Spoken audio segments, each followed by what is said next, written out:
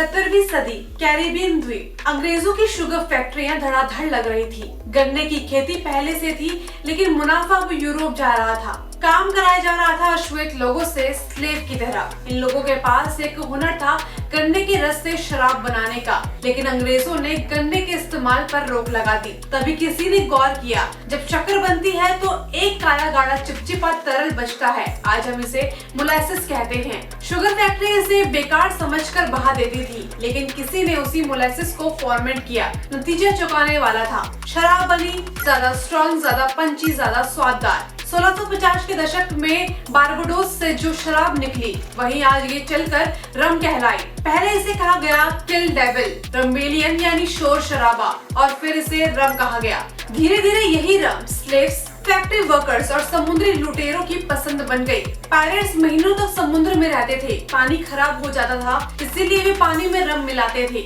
यही वजह बन गई कि रम पूरी दुनिया में फैली। अब कहानी भारत की ओर मुड़ती है। साल 1814 अंग्रेज और गोरखा साम्राज्य के बीच युद्ध हुआ।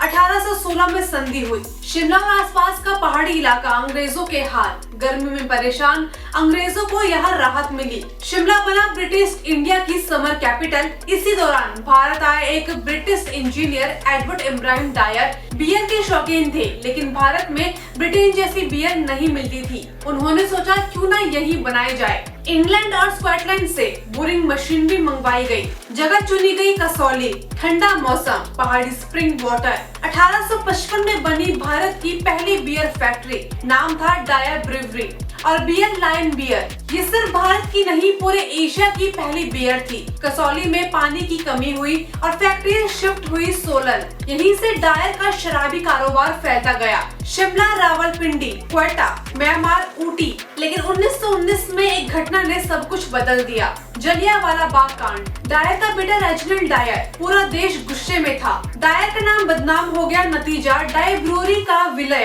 एमसी कीने ब्रूअरी से। अब कहानी में आता है एक भारतीय नाम, नरेंद्र नाथ मोहन। आजादी के बाद उन्होंने तय किया भारत में कमाने वाली कंपनियां भारत की होंगी। उन्होंने लंदन स्टॉक एक्सचेंज से कंपनी का मेजर स्टॉक खरीद लिया। 1950 के बाद उनके बेटे वेद रतन मोहन कंपनी में आए। उस वक्त आर्मी कैंटीन में एक रम छाई हुई थी। इसी मोनोपोली को तोड़ने के लिए वेद रतन मोहन ने लॉन्च की एक नई रम, डार्क, मीठी, पंची, और इसका नाम रखा गया ओल्ड मॉन्क। नाम के पीछे कई कहानी है। कुछ लोग कहते हैं यूरोप के एक मॉन्क से प्रेरणा ली गई है। कुछ कहते हैं एक बूढ़ा मॉन्क फैक्ट्री में आता था। अब सच चाहे कुछ भी हो, नाम याद रह गया। बोतल यूनिक, दाम सस्ता, स्वाद अलग। धीरे धीरे ओल्ड मॉन्क सिर्फ शराब नहीं रह गई, ये बन गई नॉस्टैल्जी। अब सवाल है ओल्ड मॉन्क इतनी सस्ती क्यों है? अब जरा समझिए। रम दो तरीके से बनती है, गन्ने के रस से या मोलासिस से। ओल्ड मॉन्क बनती है मोलासिस से। मोलासिस सस्ता होता है,